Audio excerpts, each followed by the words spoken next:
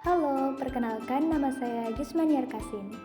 Kali ini saya akan memberikan informasi tentang bimbingan dan konseling. Yuk simak videonya. Video pembelajaran bimbingan dan konseling. Teori Sigmund Freud. Perkembangan anak menurut Freud. Freud membagi perkembangan anak menjadi 5 tahap. 1. Tahap oral. 2. Tahap anal. 3. Tahap falik. 4. Tahap laten. 5. Tahap genital. Setiap tahap memiliki konflik psikoseksual yang memengaruhi perkembangan kepribadian. Perkembangan psikoseksual yang harus dilalui anak menurut Freud. Anak harus melewati tahap-tahap psikoseksual yang melibatkan fokus pada zona-zona erotis tertentu, seperti mulut, anus, dan genital, sebagai bagian dari pengembangan identitas seksual dan kepribadian mereka. Tahap-tahap ini melibatkan konflik dan resolusi yang mengaruhi perkembangan psikologis anak. Teori Abraham Maslow. Maslow mengembangkan hierarki kebutuhan, sebuah konsep yang menyatakan bahwa individu memiliki kebutuhan hierarkis yang dipenuhi secara bertahap, dimulai dari kebutuhan fisik dan keamanan hingga kebutuhan aktualisasi diri. Perkembangan anak menurut Abraham Maslow. Anak-anak mengalami perkembangan melalui pemenuhan kebutuhan hierarkis. Dimulai dari kebutuhan dasar seperti makanan dan keamanan, kemudian bergerak menuju kebutuhan sosial, dan akhirnya mencapai potensi penuh mereka melalui pemenuhan kebutuhan aktualisasi diri. Dalam konteks ini, perkembangan anak dipandang sebagai usaha menuju mencapai potensi pribadi tertinggi. Landasan dan orientasi bimbingan dan konseling. 1. Landasan bimbingan konseling. Landasan filosofis, yaitu nilai-nilai dan keyakinan filosofis yang membentuk dasar prinsip-prinsip bimbingan dan konseling. Landasan religius, pandangan dan nilai-nilai agama dalam konteks layanan bimbingan dan konseling. Landasan psikologis, dasar psikologis dalam pemahaman individu, perilaku, dan interaksi sosial. Landasan sosial budaya, yaitu aspek budaya dan sosial yang memengaruhi penyelenggaraan layanan bimbingan dan konseling. Landasan pedagogis, prinsip-prinsip pendidikan yang menjadi dasar pelayanan bimbingan dan konseling. 2. Orientasi bimbingan dan konseling. Pengertian dan tujuan orientasi bimbingan konseling membimbing dan membantu individu dalam pengembangan pribadi, akademis, dan karir. Orientasi individual, fokus pada pertumbuhan dan kebutuhan individu, membantu mereka mencapai potensi maksimal. Orientasi perkembangan, menyokong individu dalam melewati tahap-tahap perkembangan dan mengatasi tantangan yang muncul. Orientasi permasalahan, membantu individu mengidentifikasi, memahami, dan mengatasi masalah pribadi, emosional, atau akademis yang dihadapi. Personil sekolah dalam kegiatan pelayanan bimbingan dan konseling atau BK di sekolah melibatkan tim multidisiplin termasuk guru BK, psikolog, konselor, dan staf pendukung lainnya yang bekerja sama untuk menyediakan layanan bimbingan dan konseling kepada siswa atau peserta didik. Kompetensi guru BK.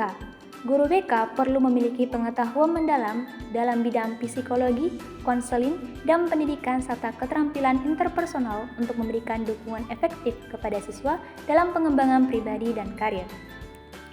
Kode etik. Kode etik adalah pedoman moral dan profesional yang harus diikuti oleh praktisi BK, memastikan standar integritas, keadilan, dan kerahasiaan dalam memberikan pelayanan kepada siswa. Keterampilan dasar BK untuk teacher counseling. Keterampilan ini mencakup kemampuan komunikasi efektif, empati, analisis masalah, dan penggunaan teknik konseling yang penting untuk memberikan dukungan kepada siswa dalam konteks pengajaran dan pembelajaran. Jenis-jenis layanan bimbingan dan konseling. 1.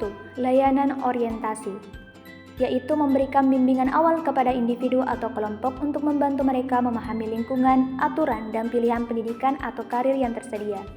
2. Layanan informasi, yaitu menyediakan data dan fakta terkait pendidikan, karir, atau masalah pribadi untuk membantu individu membuat keputusan yang informasional dan cerdas. 3. Layanan penempatan dan penyaluran, membantu individu menemukan tempat atau posisi yang sesuai dengan bakat, minat, dan kebutuhan mereka, serta memberikan arahan untuk pengembangan karir. 4. Penguasaan konten, yaitu memberikan bantuan dalam memahami dan menguasai materi pelajaran atau keahlian tertentu yang dapat memengaruhi keberhasilan akademis atau karir. 5. Layanan konseling perorangan, Proses bimbingan yang dilakukan secara pribadi atau konselor dan individu, membahas masalah pribadi atau akademis dengan mendalam. 6. Layanan bimbingan kelompok, yaitu kegiatan bimbingan yang melibatkan sekelompok individu dengan tujuan membangun keterampilan sosial, memecahkan masalah bersama, atau memberikan dukungan satu sama lain. 7. Layanan konsultasi, memberikan nasihat atau pandangan profesional kepada individu, kelompok, atau pihak terkait untuk membantu mengatasi masalah atau membuat keputusan. 8. Layanan mediasi, yaitu proses bantuan dalam menyelesaikan konflik atau perselisihan antara pihak yang terlibat, dengan konselor bertindak sebagai mediator. 9. Layanan advokasi, yaitu memberikan dukungan dan perwakilan bagi individu atau kelompok untuk memastikan hak-hak mereka diakui dan dipenuhi dalam konteks pendidikan atau masyarakat. Jenis-jenis kegiatan pendukung bimbingan dan konseling. 1. Aplikasi instrumen, yaitu pemanfaatan alat atau tes untuk mengumpulkan informasi yang relevan terkait kondisi psikologis atau perkembangan individu, membantu konselor dalam analisis dan perencanaan intervensi. 2. Himpunan data, yaitu pengumpulan data menyeluruh mengenai individu atau kelompok, mencakup informasi seperti prestasi akademis, catatan perilaku, dan faktor-faktor lain yang dapat mendukung proses bimbingan dan konseling. 3. Konferensi kasus, pertemuan tim profesional termasuk konselor, guru, dan orang tua untuk membahas kasus-kasus individu, bertukar informasi, dan merumuskan strategi intervensi yang sesuai. 4. Kunjungan rumah, melibatkan pergi ke rumah siswa untuk memahami konteks kehidupan mereka, membangun hubungan dengan orang tua, dan mendapatkan wawasan lebih dalam mengenai faktor-faktor yang memengaruhi siswa di luar lingkungan sekolah. 5. Alih tangan kasus, yaitu proses mengarahkan tanggung jawab pelayanan dari satu pihak ke pihak lain, seperti mengalihkan kasus siswa dari satu profesional ke profesional lainnya yang lebih kompeten atau spesifik.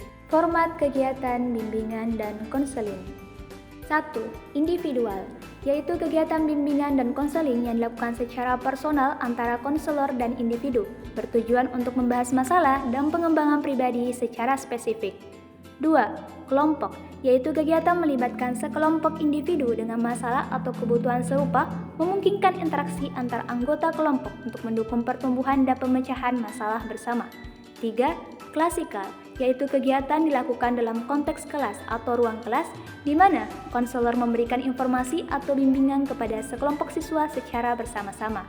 4. Lapangan, yaitu kegiatan bimbingan dan konseling yang dilakukan di luar lingkungan sekolah, seringkali melibatkan kunjungan ke tempat-tempat tertentu atau kegiatan di luar kelas untuk pengalaman belajar praktis.